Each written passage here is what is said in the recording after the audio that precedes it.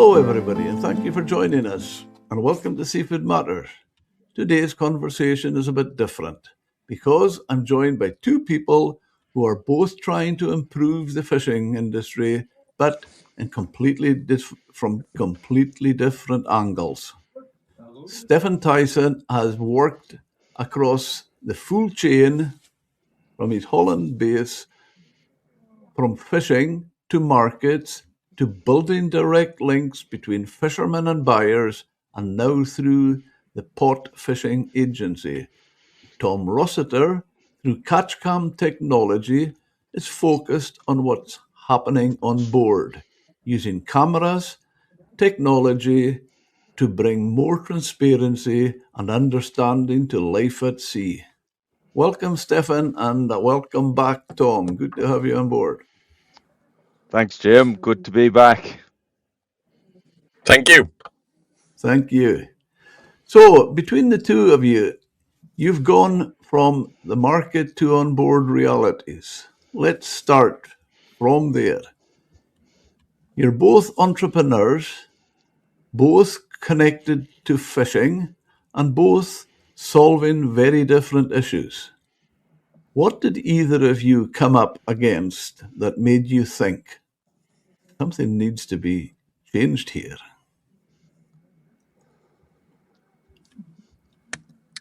Yeah, Stefan?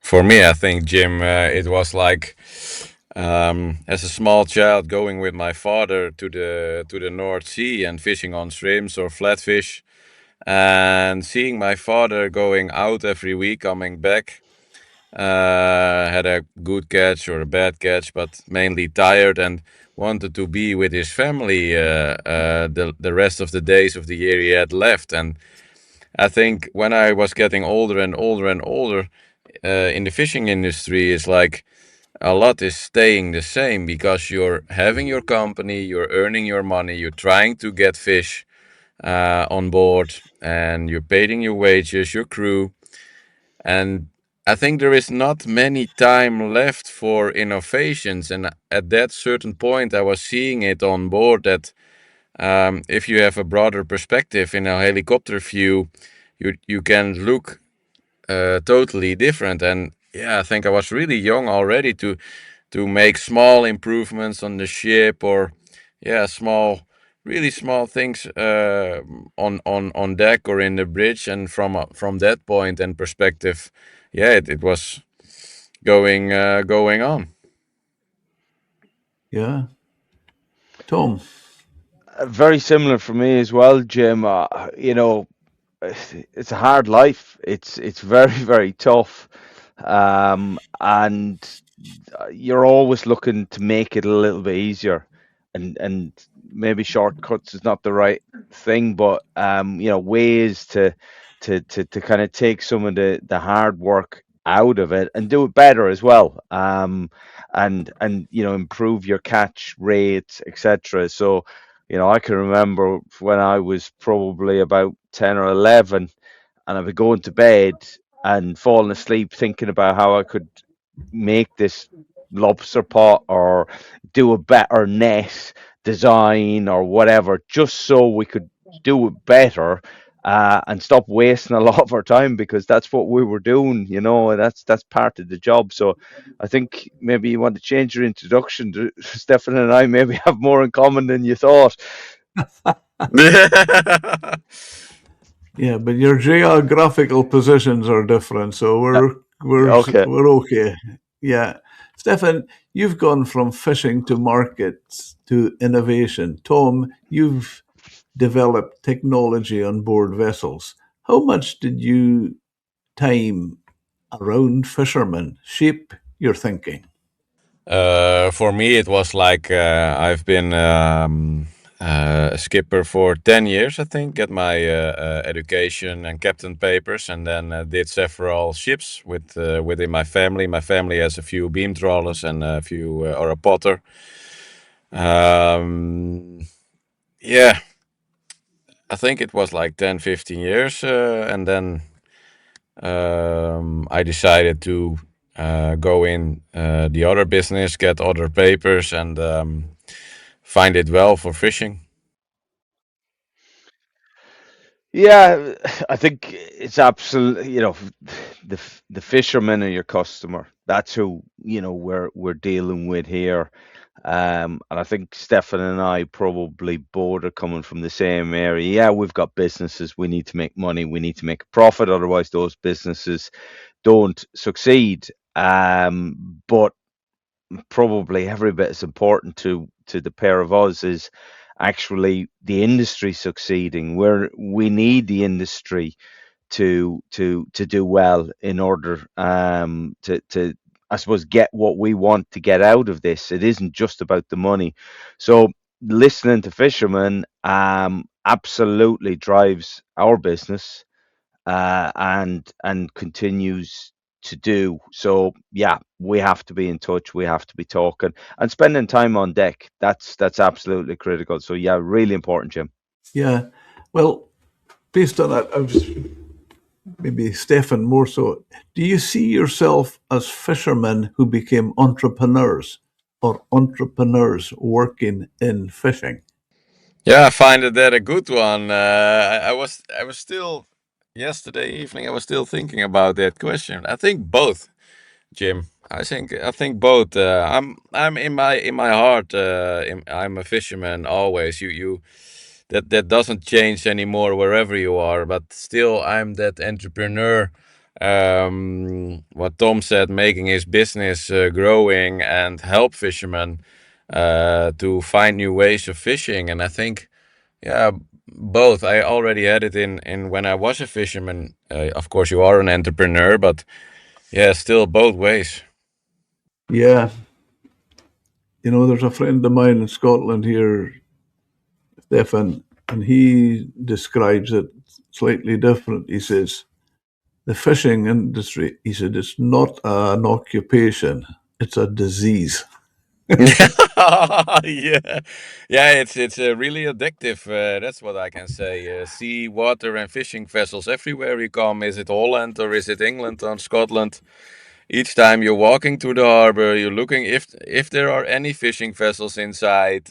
Can I talk to the owner or to the crew? It's very addictive. I don't know. I can't see maybe for other sectors also, but for us, it's like yeah, a way of life. Another thing we feel here, which I'm quite sure you're the same, many of my fishermen friends, it doesn't matter where they are in the country or in the world, and they're driving somewhere, maybe on holiday or whatever, and they think it's very strange that their car always finds the harbour. Yeah, yeah, yeah. It's like it's quite funny because when we were going with our dad, we had a small vacation home in Denmark, and we thought, okay, this is a country house, and let's go out. And but my mom was like, okay, I have now 2 weeks from my husband her time because he was always fishing in Denmark and the German Bight, and then suddenly she was looking and making the map wider and wider. And why did he like it so much? Because within the 10 kilometers there were three harbors to visit. So still get us with we were small kids, but still get us to the harbor. And yeah, it's something to be proud of. I mean, that's your world, your lifestyle. Yeah, I don't try to fight it. And my wife is very, very patient, and she puts up with it. Although she's not from fishing family, so she has no interest. Okay, that's good.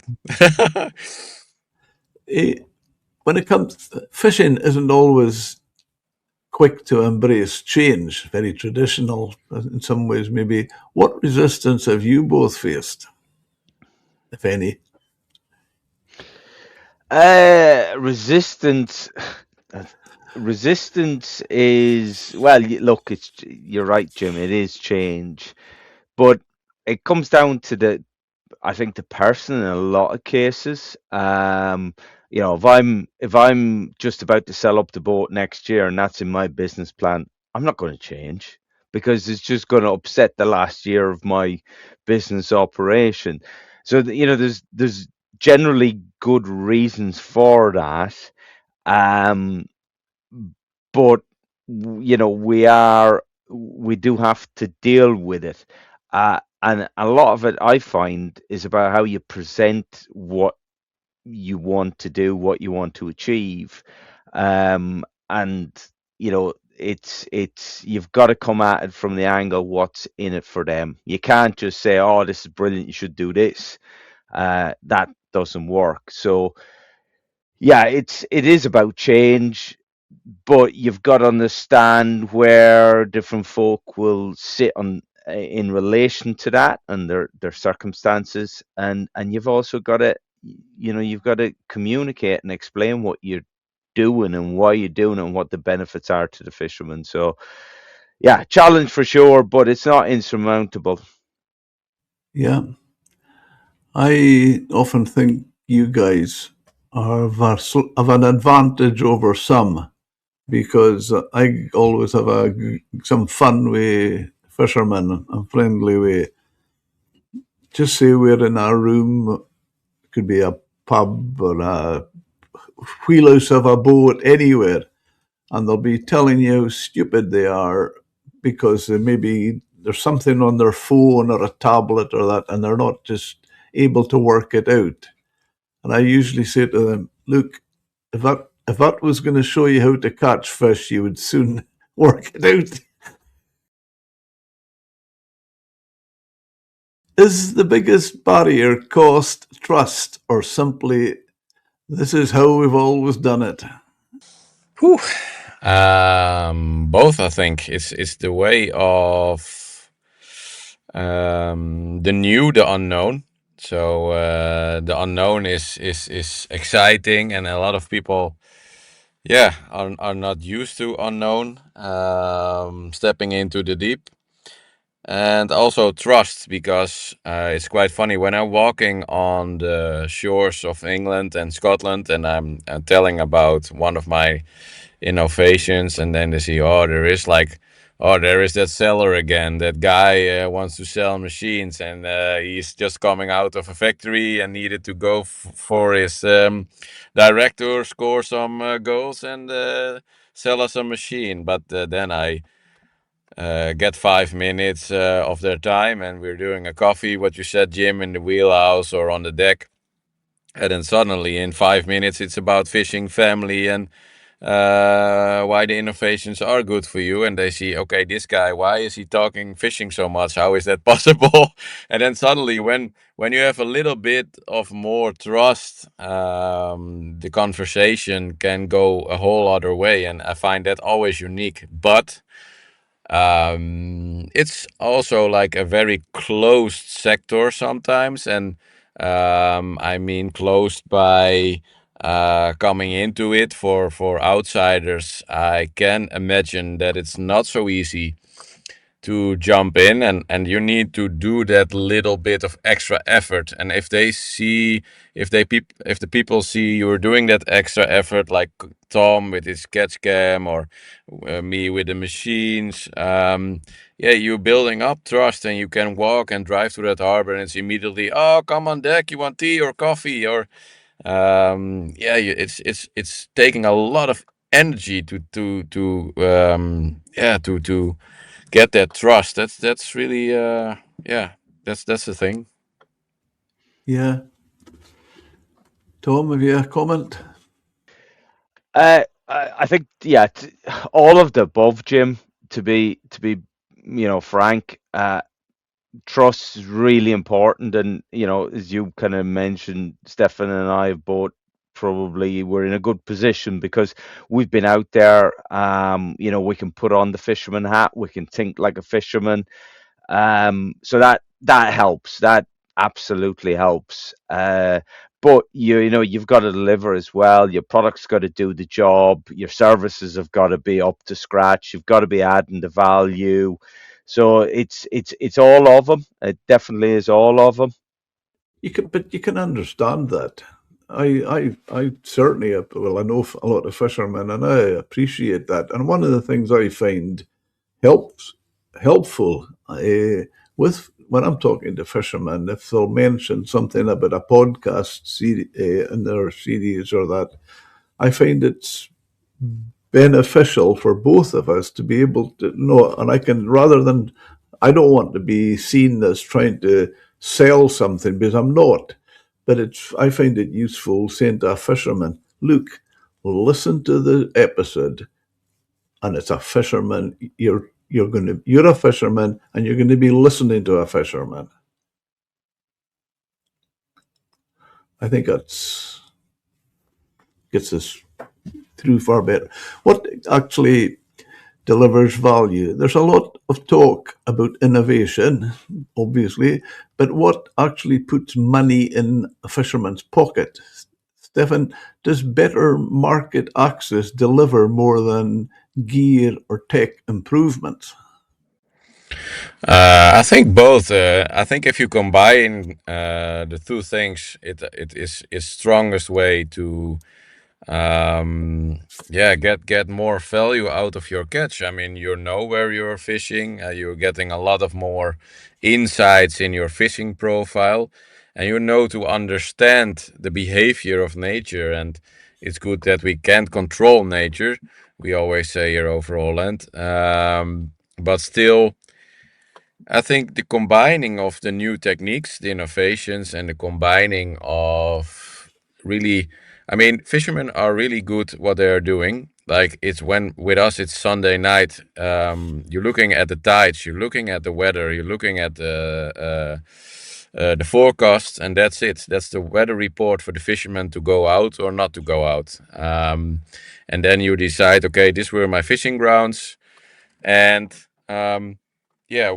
I think what I and Tom are doing is create that extra stability in your business model to give you a overview or to create a technique where you can find more specialties out of, so more catch or more or a better catch or better machines for better handling. And I think combining the both of these practices is it's really good. Oh, yeah. Tom, does better data and visibility on board actually translate into a better return? Generally, I would say yes. If you look at any successful business, certainly ashore, I run factories or ran factories, sorry, for a number of years. Jim, yourself, you did. You know, you needed to know what was in this in the chiller in the morning before you went out on the market. If you didn't, you'd buy something you weren't going to be able to sell. If staff were off sick and you couldn't get something filleted, then you wouldn't buy it. So that's important information you need to have. And the difficulty and challenge that the fishermen face that no other kind of job in the world is like it. Their business is under the water. They never go there. They can't go down there. We can't live down there. So actually, they're at a significant disadvantage in comparison to pretty much every other job. So it definitely makes it more challenging. And if there's anything we can do to give them more and better information, then they can make better decisions. And that's critical. But it's not just data, because you could get loads of ones and zeros on a screen in front of you. But if it doesn't mean anything, then it doesn't help. It's got to be something that they'll understand. And as you said, if it's going to help them catch more fish, they'll figure it out. But equally, I think it's on us to help them figure it out. So can we put it in a context that they understand and think about? So Stefan's mentioned the weather and tides and all that. How do things relate to these things? That's how they're thinking. So that's how we should be presenting the information to them, and so they can see it and go, "Oh, that's brilliant. We've had, the tides have been slack this week. But we've had a really good week at this, and okay, there's something about that I'm going to keep my eyes open, and maybe there's a trend here, and so on." So yeah, I think it's a big it's a big factor in it, quite frankly. And yeah, it's on us to make the fisherman's job easier by presenting the right information. And I think probably the thing to our advantage is because there's so much unknowns, we've got lots to go at. It's not like we're trying to shave 0.1% off of something. The margins here are much, much wider in comparison to some other industries.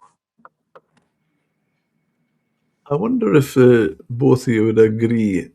This is my thoughts about uh, fishermen in general, and I don't mean it in any negativity or disrespectful, but I'm in my 70s. My father was a fisherman, so I go back a long time, and I've been involved in all aspects of fishing. And I've there was a if I go back to the days, there was a real pub culture. I've I've bought whole catches of fish in a pub, you know, and sold. You know, with my agency hat on, and I know that when it came to meeting the bank manager, the agent would go to the meeting. The boat's agent, he would go to meet the bank manager and all that sort of things. And that's one of the things I feel anyway, and I'm interested to see what your thoughts are. When I see a modern young fisherman, working fisherman now, I don't see that. I see a businessman, and they're good at it. They don't get if the bank manager or the bank want to see something, they're not wanting an agent. They're wanting the man himself, Yeah, but that which I think is uh, good. yeah, I think we are faster, digitaler, and for the new guys coming in, what I see here also in Vancouver, Jim, is that they're doing all their bank and bookkeeping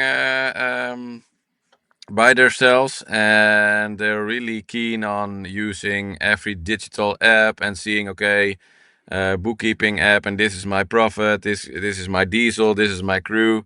So I think within 10 years, the new generation of fishermen is quite funny because when I'm sitting on a birthday, I have my grandpa, I have my father, I have my brother, and then you have me.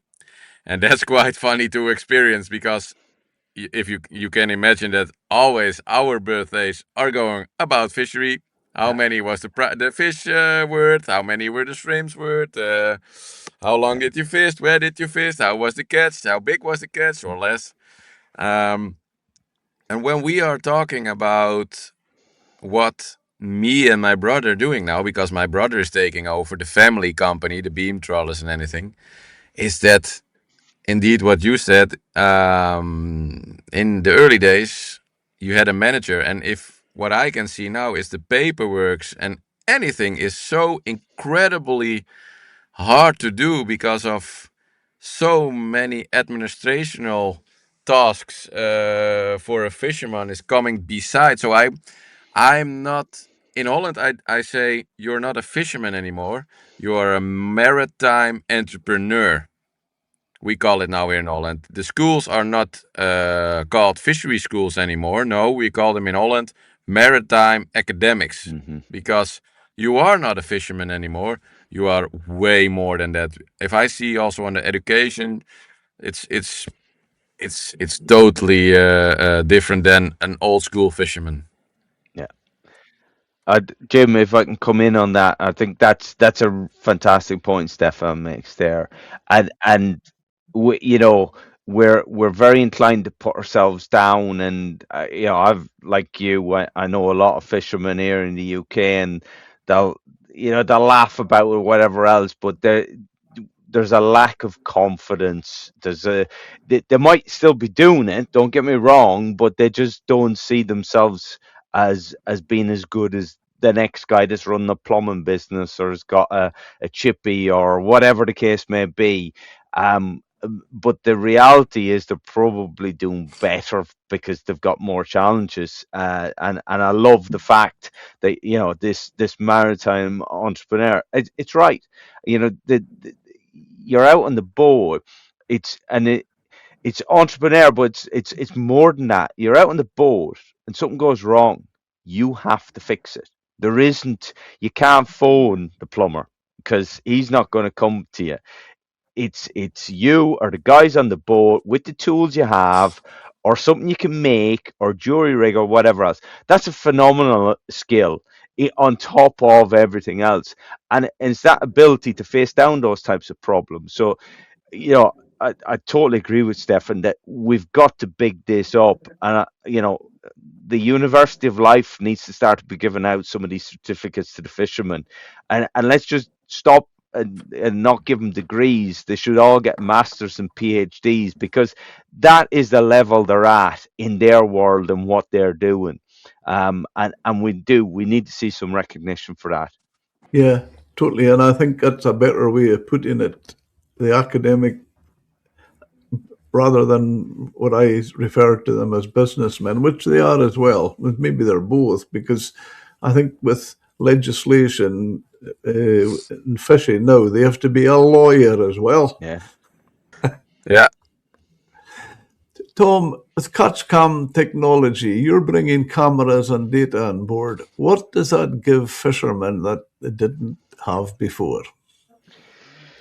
Um, Back to my earlier point, Jim, really about just being able to see what's going on in the world that the business takes part in and they don't get to see, and just giving them that information so they can make better decisions. That's really what it boils down to, and that can be, looking at your gear and how your gear's performing. And sometimes it might just be as simple as confirming that it's doing what it needs to do.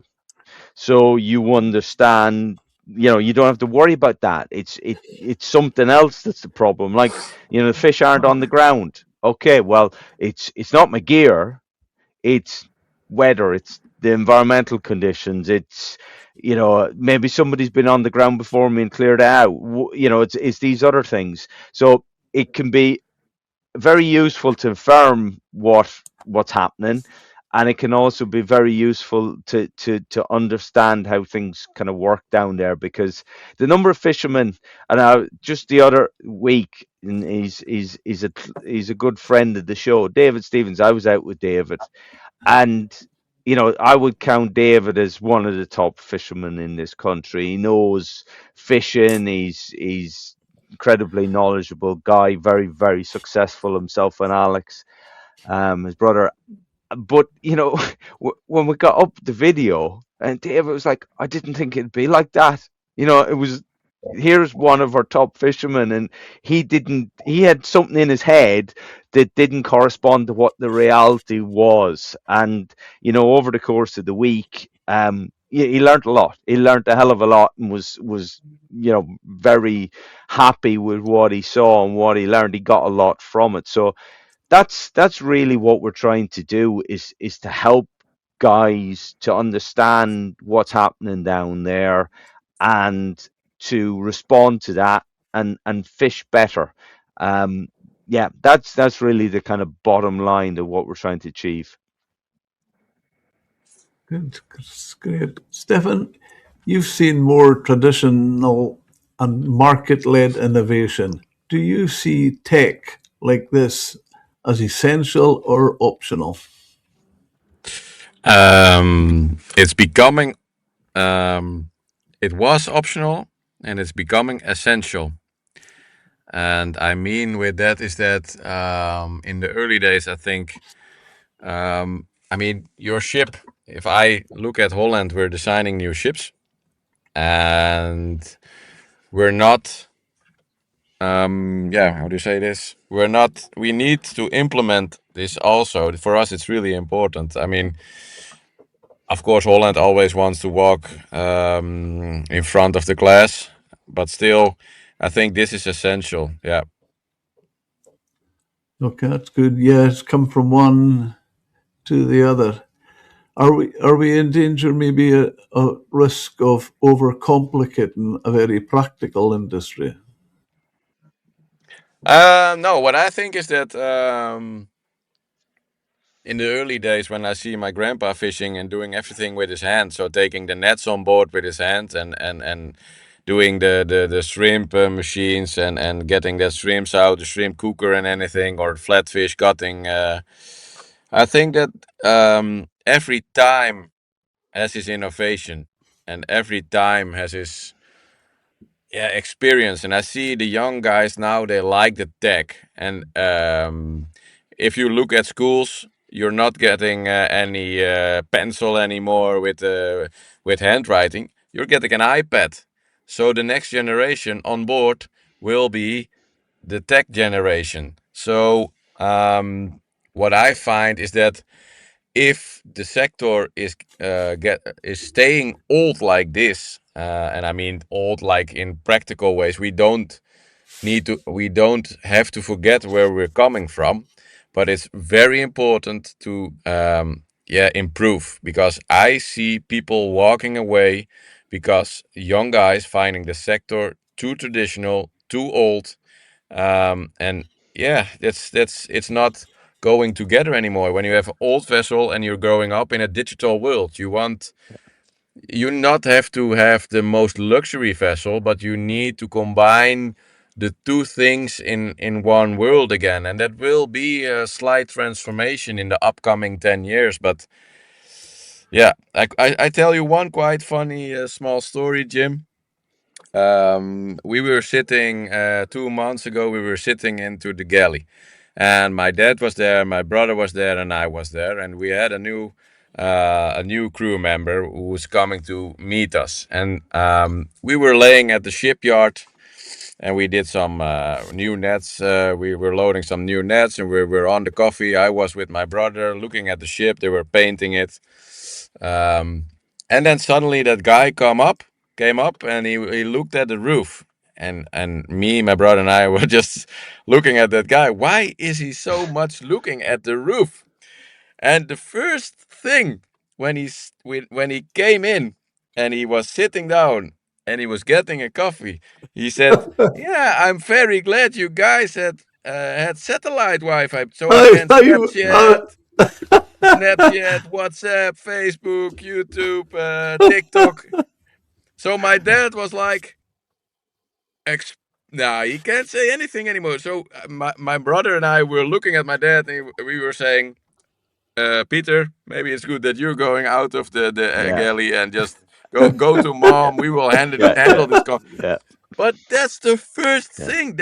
It's like Yeah. welcome in the new generation, yeah. Well, and you Stefan, can the only. Sorry. no, I was yeah, going to say. you can have you can have a meaning about that, but this is the The fact. reality. Yeah. These are the new fishermen, and I mean, Yeah, you can provide them, or you can say, yeah, just Yeah. walk yep. away. But yeah, this is the new world. Welcome.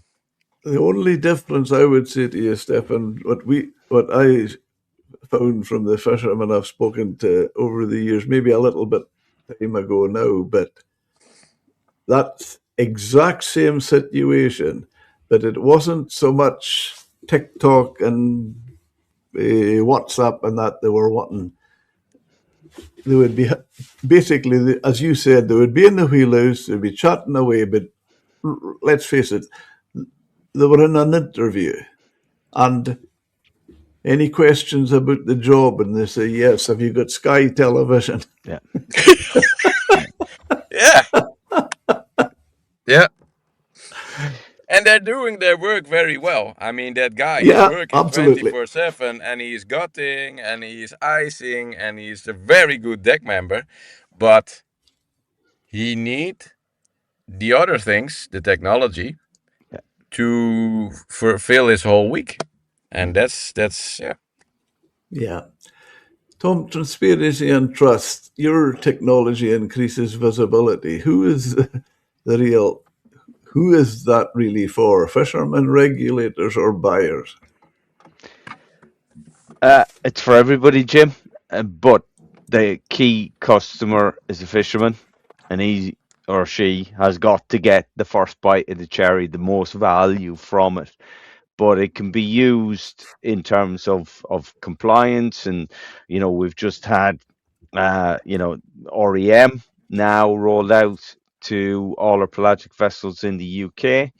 Our scallop fleet in Scotland's had REM for a number of years. Uh, Whitefish boats have had it. So it's the technologies is coming, and as Stefan's kind of highlighted there, it needs to come if this industry is going to survive. But the technology doesn't have to be a big stick, and it's all negative. Actually, there's a lot more positive in terms of the technology than negatives, and we can turn a lot of these negatives into positives too. So for me, absolutely, we are about giving the fishermen what they need, but we also have one eye on the other potential customers, and other potential benefits to the fishing industry, such as the science, such as the management, such as the kind of compliance, and getting a level playing field out there for everybody. So yeah, that's kind of how it has to be, really. And Stefan, with your experience in direct selling, does more transparency help fishermen or expose them? Do they feel?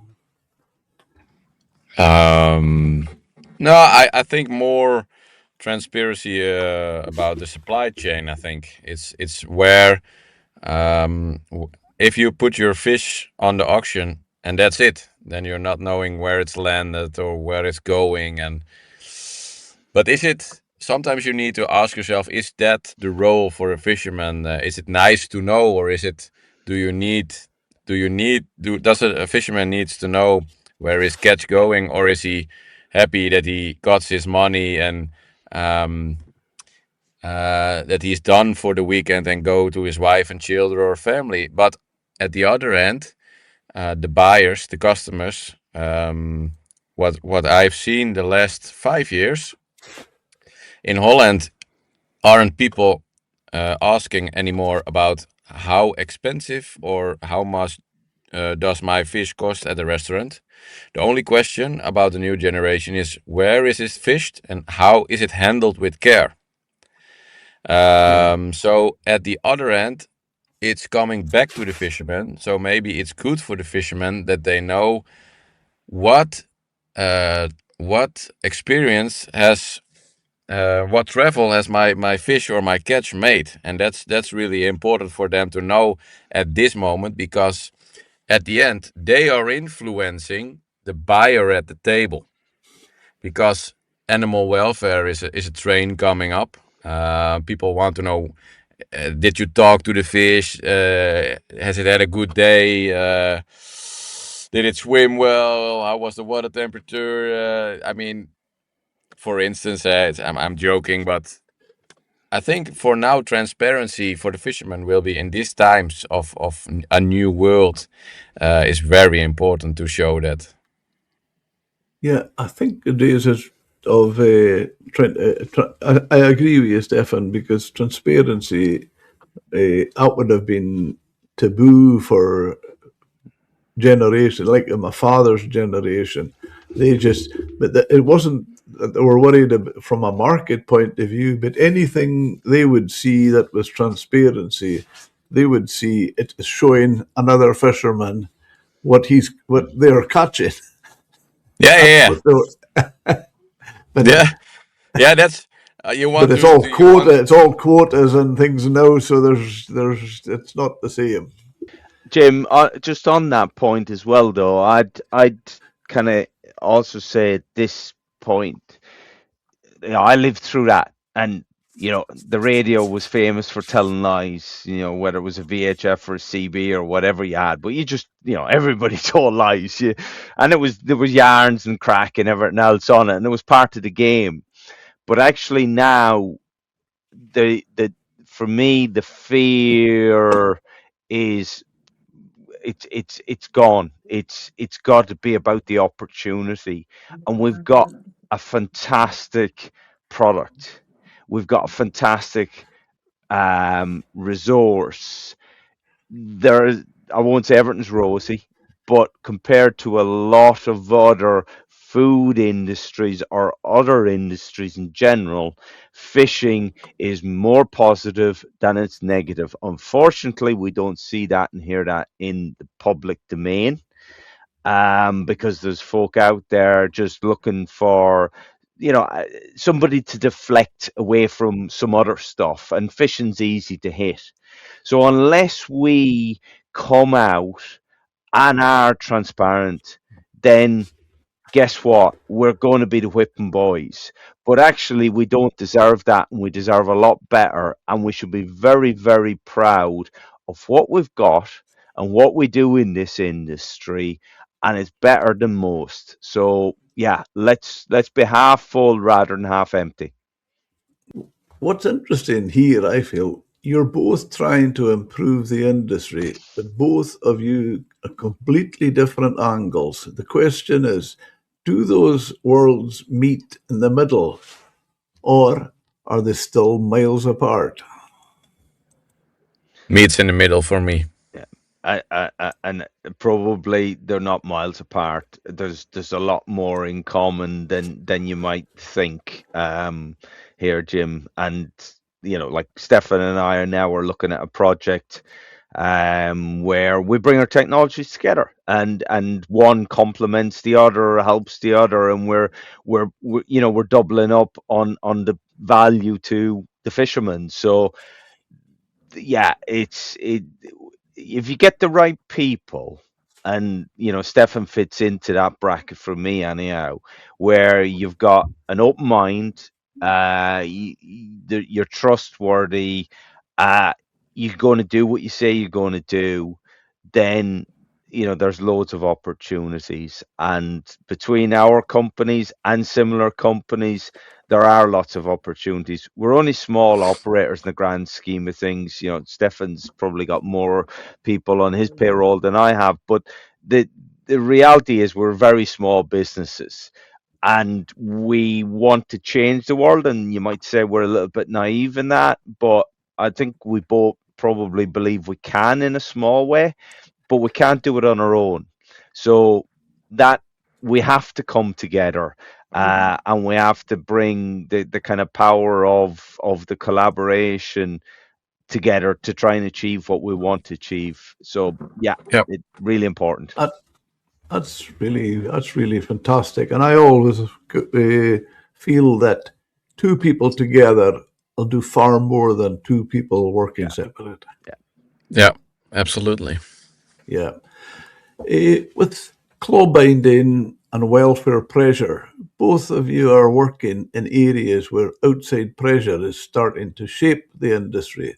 Stefan, your claw binding is it banding work is tied into welfare concerns, is it? Yeah, yeah. I started whew, 6 years ago, I think, and it was purely for my own boat, so I can foil the crab legs, claws, and also the lobsters. Yeah, we tried also langoustine, but it was quite funny. And then suddenly I was dragged into a conversation with supermarkets and NGO, and now I'm here. It's a whole other world and a whole other level. Suddenly, it's yeah. I'm hearing from Brussels that they're gonna to forbid the claw nicking worldwide, and also the transport of it when it's nicked. Yeah, and now they are busy with that new WATOC rule for chefs to first. Um, how do you say that, Tom? First, stun Yeah. the product in the chef's kitchen, and then kill it immediately afterwards. And yeah, for me this was like a coincidence, and I patented already 6 7 years ago, something like that. And yeah, now it's booming. I it was just one of my, yeah, my brain thoughts. It was one of my machines, and there wasn't any good on the market, and I wanted to do this because I had a proper machine, and suddenly it went bigger. It's a fantastic concept, and I know. I mean, even from a buyer's point of view, they'll get a better yield out of a crab that's banded or binded. Do you call it binded or banded or Claw binder, yeah, claw binder claw pro. binded? The yield would be better from, if I was to buy crabs, the yield would be better from it being binded Yeah, rather than yeah. nicked. The main things are, I don't say nicking is bad, of course, because years after years after years we're doing that. I mean, and that's how it goes. I mean, the same as gutting fish. I mean, but yeah, in some other eyes of the world, some other people, they say, okay, I find this cruel to the animal. And I thought, okay, what is that meaning for my company? And I need to find a new solution, and also for other fishermen, because indeed what you said is that I'm not working alone. I'm doing this for the fishery sector, so they can say, we have find a solution and we worked on it. And if you're not nicking the claw, the stress level of the crab, the brown crab or other species will be much lower, and that is the tipping point of the dying process or staying really strong. And you can imagine, if you're not nicking the claw, there will be no seawater inside, and they will not bleed, so you won't get any black spot. And also the meat is being much better. And of course, what I'm working on with Tom is the crab eye in the next developing of the machine, and that will be a small camera. Maybe Tom can help me with that to explain. Yeah, so what we're looking at here is we've got fantastic opportunity. So every crab or whatever other animal you are binding, you have to present it to the machine. And there's a process. You put one claw in, it cuts, it binds, it heats, it shrinks it, done. You put the other claw in, it done. So it's a couple of seconds. But while it's there, it's the animal's there. So then what else can we get from that opportunity, and see everything as an opportunity? And that opportunity, if we have a camera underneath, we can, and brown crab particularly, it's very, very easy to sex a brown crab. Even small brown crabs, you can do it. So if we've got a camera underneath, we can tell whether that's a male or a female in seconds using AI. Then, okay, what else can we do? What can we measure? What's useful? Well, how big is it? Because that relates to, what kind of yield you're going to get, and also stock assessment from a fisheries point of view, stock assessment. And then, the really kind of interesting bit is, actually, can we get a certain type of camera that can see through the shell? Because, as you know, crustacea, to grow, they have to cast the shell. Then, they're really soft, and that shell kind of hardens over time. But when they're soft, the meat content, they've had to generate so much, or convert so much of their kind of body into, growing, that there's very low meat yield. So there's no point in bringing that crab in when it's just going to disappoint a customer, and cause potentially rejections or poor reputation for it. But I know from my own experience, because yes, you can look at them, you can squeeze them, there are things you can do, but it's not foolproof. But if we can come up and use cameras that can actually see inside and give us a meat yield, then whoa, hold on a minute, lad, that one needs to go back. It's not fit. put it back. Okay, we'll put it back over the side, and we can get those types of signals. So there are opportunities here, Jim, that we can seize without putting more work on the fisherman, because he's doing the job anyway. So it's just being clever about it, but then given the value, and that'll benefit fisherman when he goes into the wheelhouse after lifting a string of pots. He can see how many crabs he got. He can see what the yield might be, whether they were bigger or smaller than they were last week or the string before or Last year. last year. Exactly. So and you've got something there that helps him or her do their job better, but you've got the science, potentially the management, the processors, knowing if the soft crab coming in or what the quality, the yield might be. That'll help them maybe plan their workforce, etc., etc. So yeah, use it as an opportunity to gather more information and feed it back to the fishermen first and foremost. And when is it, when you say AI, when is it actually working out what sex they are?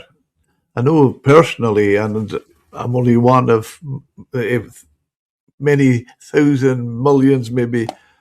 I could I could take one glance at a crab and tell you the sex of it. So where would AI come in beyond that? Yeah, it will record it, and there will be a small program so the skipper have all the details. But the main thing I think also, Jim, is that it creates stability because there is a lot of crew changes, there is a lot of wrong nicking and hurting the crab more than it's necessary. It brings a certain way of stability, and one of the skippers said to us, because I'm trialing it, I have trialed it now twice through whole the UK and to Scotland. And one of the skippers said, "Okay, I have a really unexperienced crew, but that doesn't matter anymore because of you just and the new machine will have a foot pedal also. You're just holding the crab in, and it creates a certain stability. And also, with your experience, there are a lot of crew members not experienced, so it makes the work easier and the handling of crab better and stronger. So at the end, they are getting a better price, or knowing that they have not so much mortality. And what Tom explained is that when you're using the machine and, with instance, you get 3-4 years fishing, and you fish always on the same ground, you see, okay, this year suddenly I've got a lot of females with this water temperature. You can maybe use AIS data so you know where your strings are and combine that data and see, okay, why is it suddenly so much female crab instead of male? And so you are giving Yeah, them yeah. oversight on data and easy handling, of course. And do you feel, is it pressure or not pressure, but is it, are you finding this is things that you're working on yourself to take it forward, or is it outside pressure with welfare and things like that? No, it's for me. I'm always proud of the fishermen, and I know my own family. So we discuss always the things going on in the world with NGOs, and but I am that serious that we're not can look back anymore. We need to stay in the conversations, also with NGOs, also with the governments, because if you're turning away, they will decide for you. And now, when Yeah. we're developing machines, we can decide with them. Yeah. And I'm talking for a fisherman, but yeah, I can get, if you can imagine, if you're not a fisherman and if you're not going out each day and you're not used to, you're only once or two or 3 times a year, maybe in our countries, in Holland and England, much often, because we are seafood countries. But if you're 3 times in that restaurant a year and they explain you what they are doing with the project, that's the only thing you know. That's the only thing people will take care. And then that people are taking, saying, okay, in that friend group, oh, I know this about crab, and they are nicking, or they are doing this, or suddenly you have another story where more crab is surviving. Or so what I'm trying to do is get the positive story out, and let fishermen being a little bit more proud on the work they're doing, because we are doing important work and you can be proud of that. I mean, we are working 24/7. Um, yeah, and I think we're helping them step by step to improve fishing business. But don't forget where you came from. But still, we can improve things. Yeah, I think you've already answered. I was going to ask you about I think you've already answered, as I said, who is driving the change. Is innovation in fishing been driven by fishermen or retailers, regulators, or public pressure? But I think you've actually said it's yourselves. And who do you think should be driving it? I think, well, I think everybody's got some influence on it. Um, Unfortunately, probably fishermen have less than they should, in my view. But the opportunity's still there, and I'm starting to see that change now. And Jim, you and I have spoken about this offline a few times, but um, I'm really impressed with what the Cornish PO are doing with the Cornwall Fisheries Science Board that they've set up. This is a fantastic initiative where the PO has kind of created a board, DEFRA, MMO, ICES, CFAS, Barry Dees is the chair. These are all the right people in the room, and what they're trying to do is they're identifying the gaps in the science, and there are many of them, and then they're going, right, what can we as fishermen do to fill these gaps? Because inevitably fishermen are the ones to feel the pain first with these gaps, because it relates to your stock assessments in a lot of cases. So they're, rather than sitting back and going, right, it's our problem, somebody go and solve it, they're going, this is our problem and we better go and solve it. And they are driving it. And, Stefan's done some work, and he can maybe talk about this in a moment, but, in Holland, about getting young crews in and training them on how to go and partly think like a scientist, but also to go and do proper data collection and do it in a scientific manner. This will be a big part of the job going forward. Now, we can't send the fishermen out with clipboards. That's not they're not going to make money doing that as such. But what we can do is we can send them out with the equipment and use the opportunity of their fishing vessel to collect all that oceanographic data. We can collect more oceanographic data than any number of boys for a fraction of the price. And we've got boats moving all around the coastline of all our countries, and they're going up and down through the water column many, many times every day.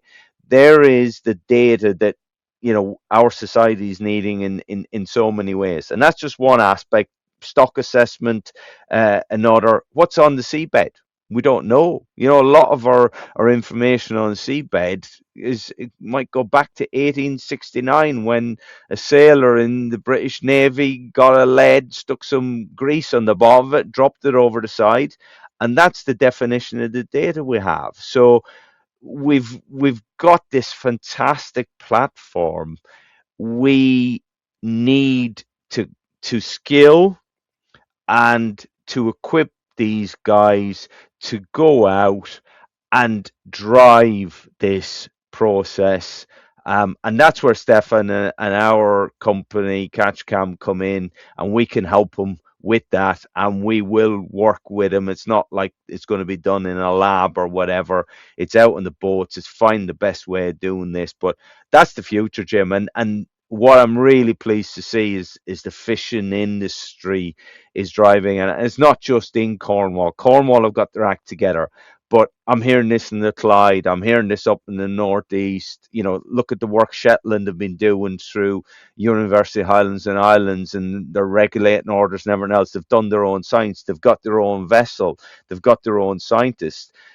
Scottish Pelagic Fishermen's Association been doing self-sampling for nearly 10 years. They've got Steve Mackinson, NFF. So this isn't just an isolated thing. This is happening now, and we're in a position where we've got an opportunity and we need to seize that opportunity. And we've also got the funding as well.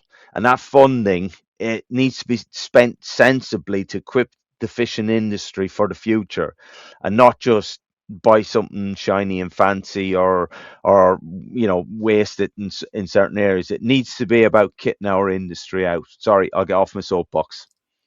No, but I fully get it. And one of the things I would say about the club binding, I think it's a fantastic concept. I've had a seafood restaurant for 20 years, and I'm listening to what you've got there. One of the worst things you could have if you had just say a side of beef or a carcass of any animal, the worst thing you could do for the quality of the meat is stress it. And then when I put my chef hat on and I'm buying lobsters and crabs, it's the exact same. If you stress it, the way I used to put it to people, if you do stress it or don't, then it's win-win. The beast wins and the customer wins. And another thing with the crab binding, Stefan, I'm not telling you because you'll know exactly what I'm saying, but the first thing that would come to my mind, binding instead of nicking. With a nicked crab, you cannot make what we call barbecue claws. You cannot do that because it muscle's severed. Yeah. So that's an advantage right away of something else I could do with a crab that's gone through your machine than the traditional nicking. Also, the dressed crab, you can use the dressed crab because if the claws are nicked, you can't use the claws for dressed crab, and now you can sell the claws to the supermarkets, and Yeah, yeah, it's definitely and it's adding value.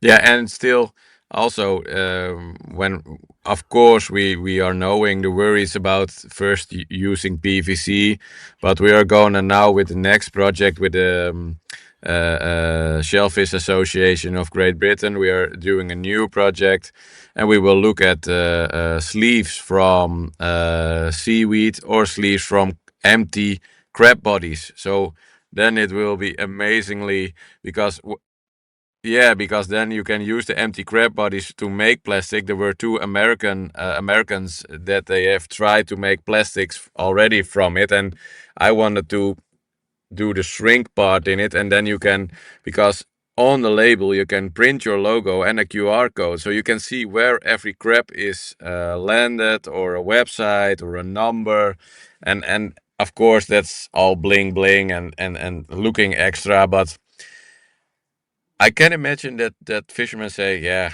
a machine, okay, but the customer at the end is asking for transparency, and I think in both ways it works really well, and also for the animal it's an improvement. And of course you have that guys nicking for years and years and years, and they don't have any mortality because they're doing it like 100 tons a year maybe, but still you have a lot of crew members aren't experienced, and with this, yeah, it's making it all easier at for the industry, for the people who are eating the product, and also everything in between. Yeah, yeah. No, I think it's a huge massive step forward. Massive. At the end of the day, is it or should I say, if it doesn't improve income, does it survive? Yeah, yeah. What we're seeing is that if you're putting a machine on board, it certainly will survive because you can keep the crab much longer, so it's fit. And also, what Tom explained is if the factories are getting rejected crab, so let's say they have 10 tons and 2,500 kilos is rejected. With Nick crab, you can do anything with it again, but still, let's say it has foil on, biodegradable foil, you can throw the crab back. So you get another chance. And I think that's the win-win because in the end, working to the future, you will have uh, you will have a stable crab catch. Do you find yourselves working with the industry or trying to drag it forward? That's a good one for Tom, I think. I think so. Thanks, Stefan. Yeah. Uh, yeah, we're definitely working with the industry. Look, not everybody's kind of maybe tuned in so much. I think people are becoming more tuned in. And to Stefan's point about the younger generation being a lot more interested in it, and probably more comfortable with the technology. I think that's probably a massive part of it. Is yeah, look, they've grown up with it. Whilst if you've got a 60-year-old in the wheelhouse, he left school before the computers kind of came into school, so he never really had that exposure. Working at sea, picked up little bits and pieces, but nowadays the guys that are coming in are very very comfortable with it, Jim, and that has a massive impact on it. But you know, you're not going to convince everybody all the time.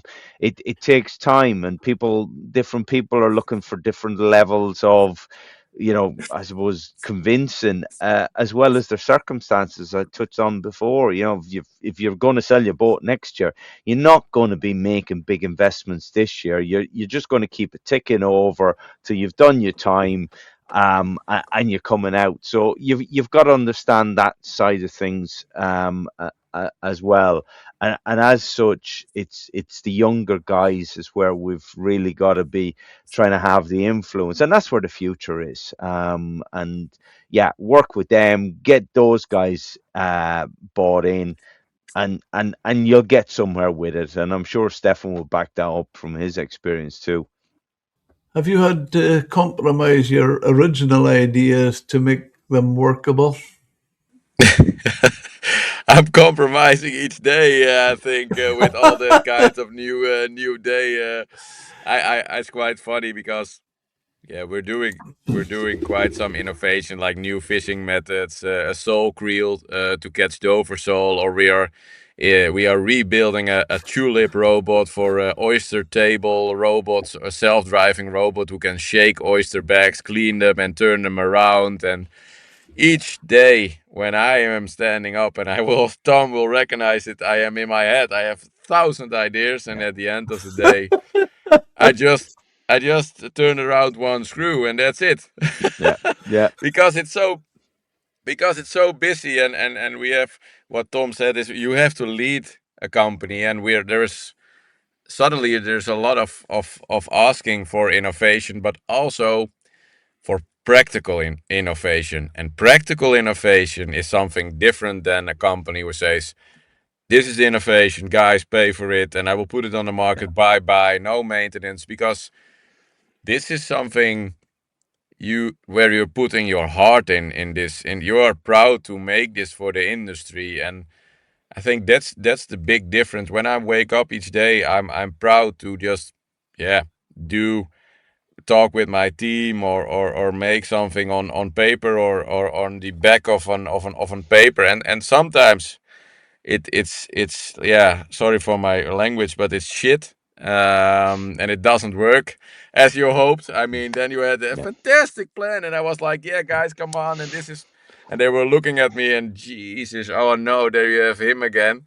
um Yeah, and suddenly you have something in your ass, and you're surprised by how good it's working, and that's the feeling, that's the puzzle you need to Yeah. get forward, that drive from that tiny thing each day what brings you forward. And I think, yeah, that's something special, that feeling that you get an improvement of a puzzle of 10,000 pieces. Could I turn that round and your brain must be going at 100 miles an hour? Tell me, what feeling do you get when you hit the pillow at night? um Or yeah, is it that's a good. exhaustion? No, I'm very energetic, and I have the when I'm turning at my pillow, I am just working out ideas. Then I have then I have time to work out ideas. So the first hour of touching my pillow, it's in my head. It's calmer, of course, but I'm really like drawing in my head from I want this and shall this work, and yeah, it's and then suddenly it's poof, Yeah. asleep. Luckily, I'm a good sleeper because we. And if you come up with a brainwave, what happens before you go to sleep? Do you try to write it down before you forget it?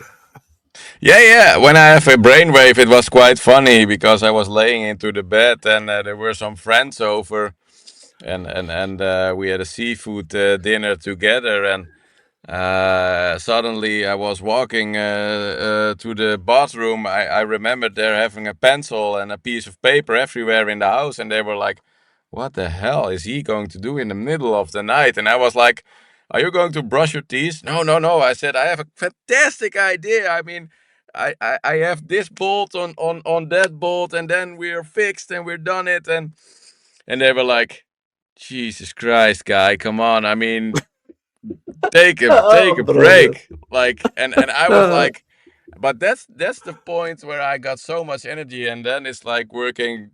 I don't sleep the whole night anymore because of I'm getting so. I want to make this, and I probably I don't know how that goes by you, Tom, but I don't know. Do you have a wife or kids? That's a good question. My wife has probably disowned me at this stage. Um, I don't have the pencil.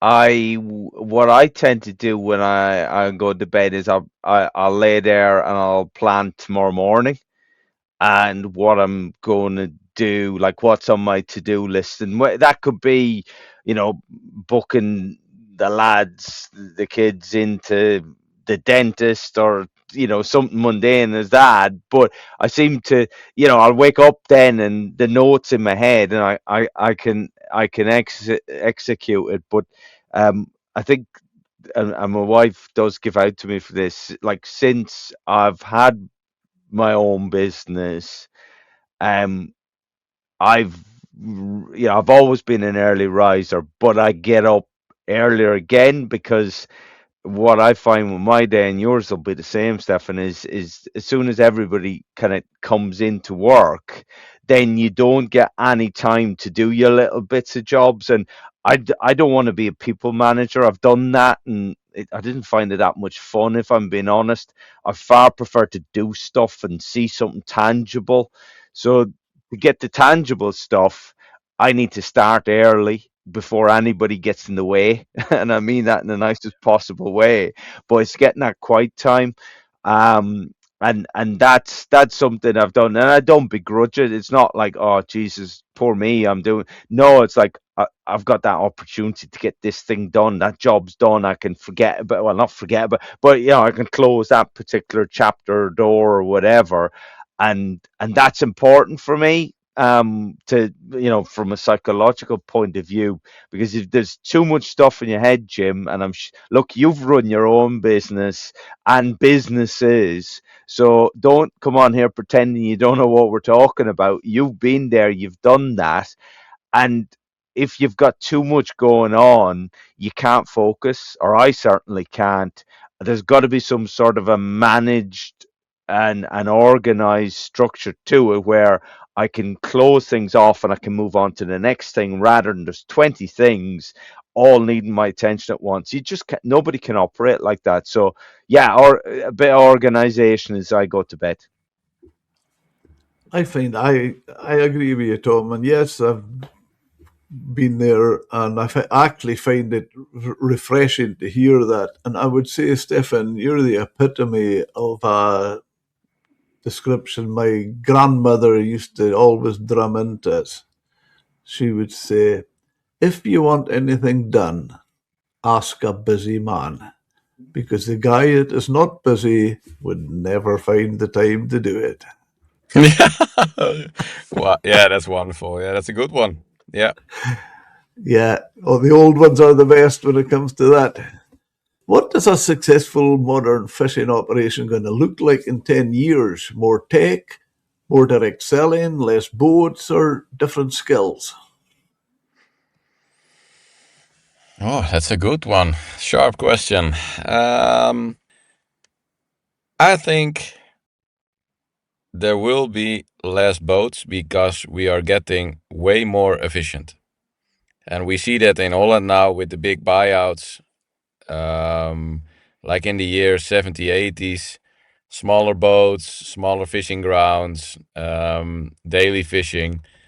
And if I may speak for us, I think we will have more operated vessels where you're not coming into your fishing trousers or your boots, your oil, your oil. How do you say that? Your working clothes. I think you're coming sometimes with your laptop to your vessel, and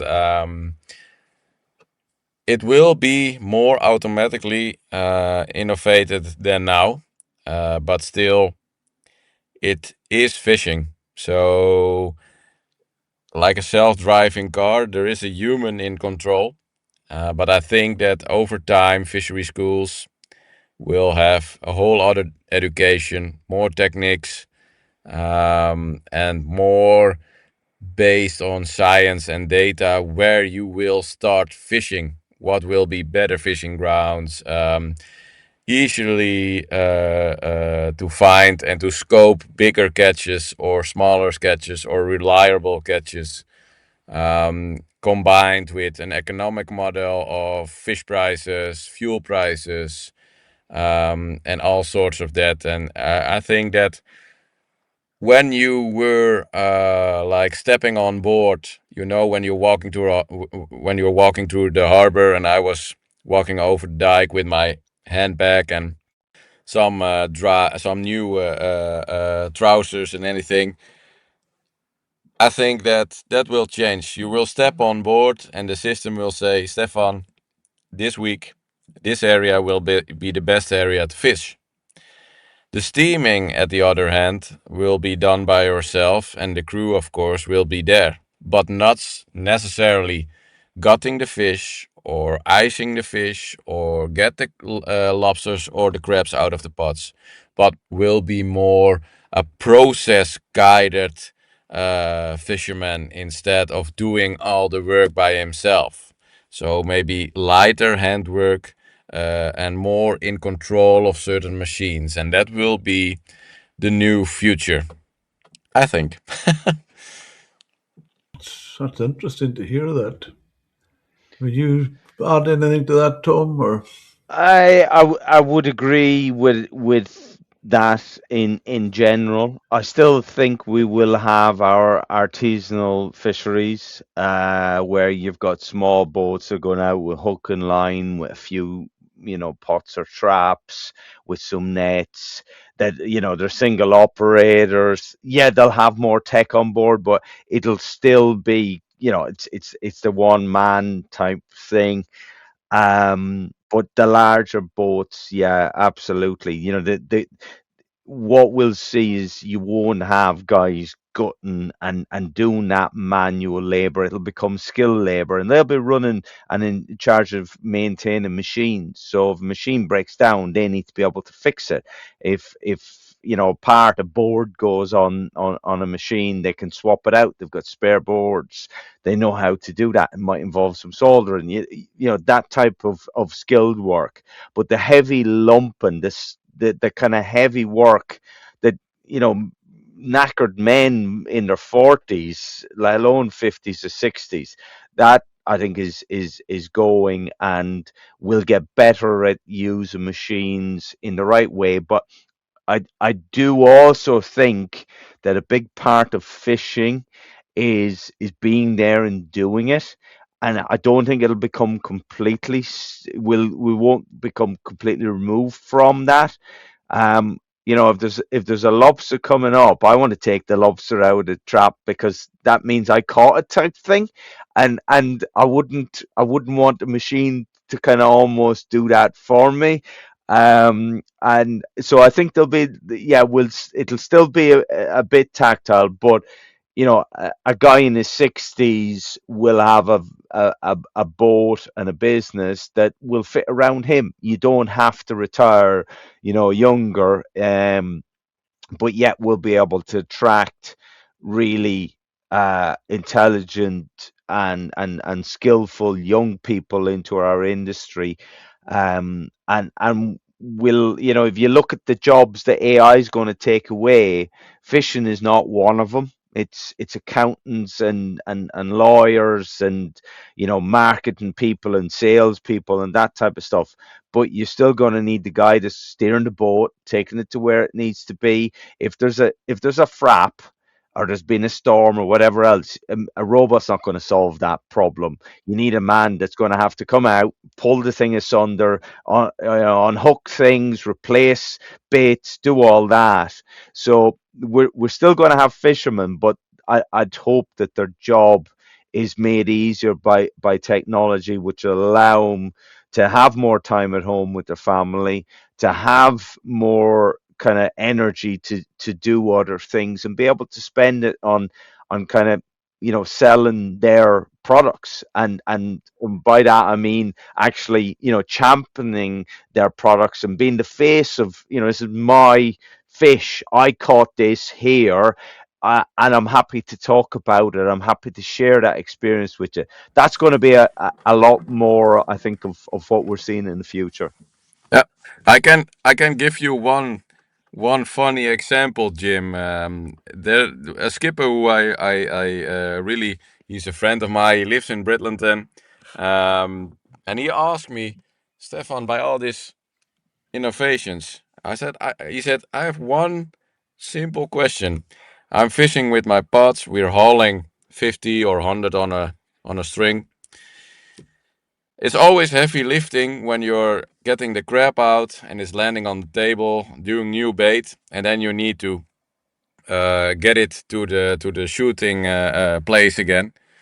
He said, "Can you make me a robot arm on the roof of the vessel, and the thing is only getting the pot off the table Yeah. through the shooting area?" And he said, because it will save me one man, and one man in cost over the whole year is a whole other business model Yeah. in these days, with all things going on with expensive fuel. And that's that certain small steps you will see in between Yeah. the big operations. So he's fishing with the sidelines are still on the pots when shooting, so he's stacking and shooting away again. So he just can lift one pot, and with IA the robot can see, okay, these are my square meters. I will take the pot off the table, set it there, then stack it on the other one, and like do 40 or 50 from them. That's just one simple solution. It saves them a lot of money, and this was quite funny. I get that question for a few weeks ago, and yeah, that's industry thriving and getting knowledge of innovation. I think personally, what both of you are saying and what you're doing, I like the approach you have, because I've heard things like making it easier, and that, because that sort of thing, because technology, I think, yes, but because I would say, I'm pretty sure you would maybe agree, yes, you will, But the one thing that you can't replace is that fisherman's knowledge of the seasons, where he goes at certain times of the year, how he fishes depending on the tides are and the currents and all. And that's a skill base. And yes, Tom, you mentioned the word skill and working with. And I don't think there's anything will replace that. So complementing that, I think, must be a win-win. But you can't do away with that. Even on a base like I'm in my 70s now, I could, in a dark night, I'll be looking up. I could pick out the planets, the stars, the constellations, all that sort of things. And I'm not trying to tell you I'm an astrologer or anything like that. I learned that off my father when I was a kid, and that's what they used. So their knowledge was incredible.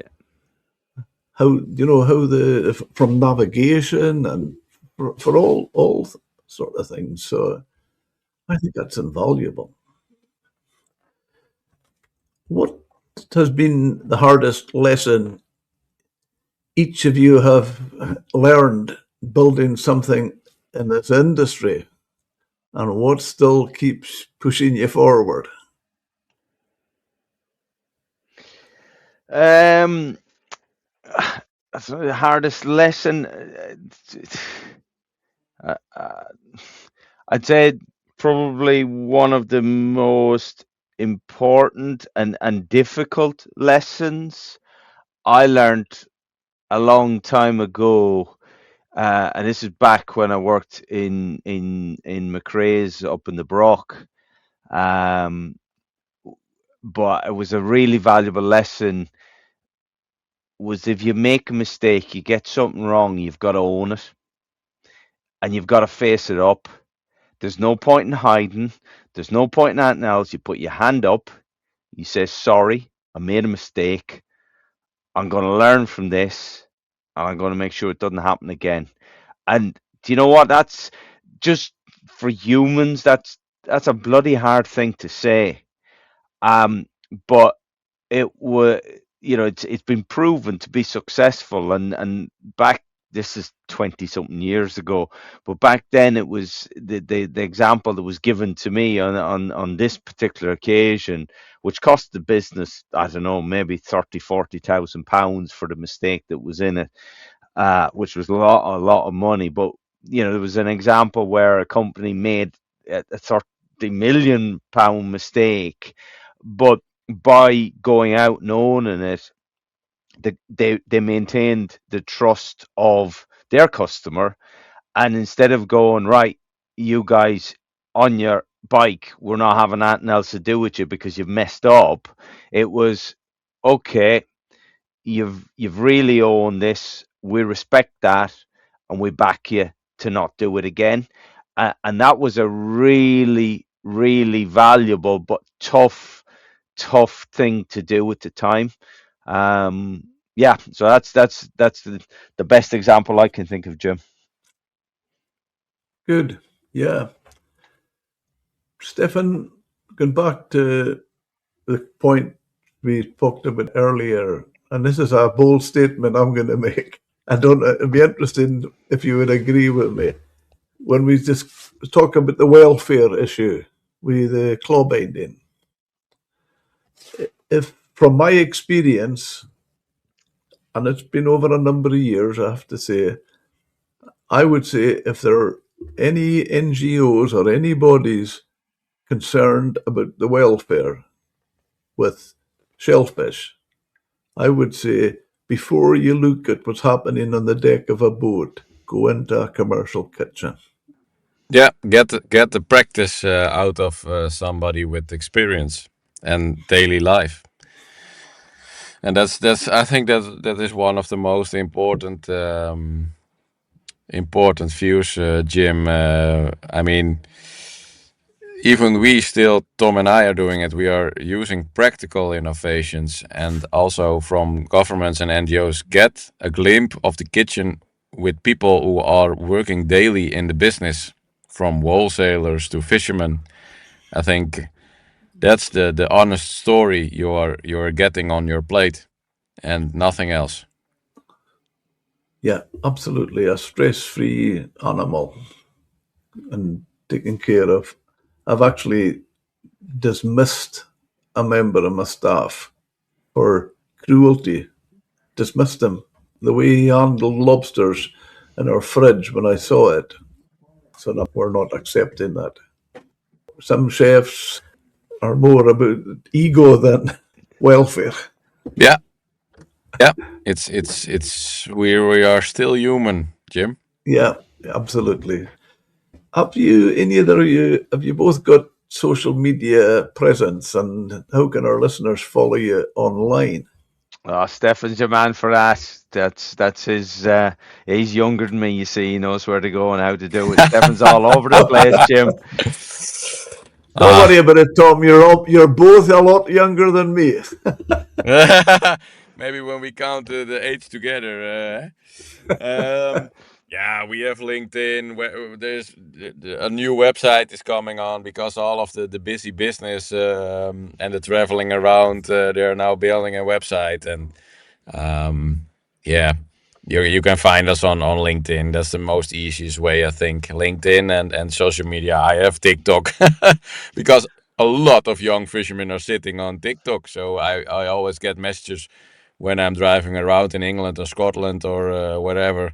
Um, I'm getting messages from TikTok. Hey, where are you now? Can you come over with the claw binder? And then we are just in a project and in a little bit of a time hurry, but still, yeah, they want to go live and then show the claw binder. And but we're not ready. We're in the final phase. So, but yeah, you can find us everywhere. Yeah, I think if you talk on Google and type in our names, then there will be a lot of information. Yeah. So LinkedIn would be the main source for me personally, but I've got the benefit of a very, very good young lady that she's a marketing genius, I would say, and she gets Catch Cam onto Facebook. It's where else are we? Twitter or whatever it's called now. I can't even remember what it's called. Instagram. Instagram, we also have an account. So yeah, but she's a lot younger than me as well as Rosita, but she's very good. And yeah, I think that's one thing we've been pretty good at is our kind of social media presence, and the fact that we've got videos as well, Jim. People, yeah, it's a lot more interesting than reading a paragraph of text that can be boring, etc. So yeah, you probably find us most places, but for me personally, LinkedIn's the one that I kind of engage with. And I don't know how the kids can do it. I struggle to keep up with LinkedIn and bloody emails. So but hey. Stefan, Tom was saying about how his Rosita was much younger than him, much nicer looking than him as well. I'd second that. I'd second that. Jim, you can leave that bit in as well.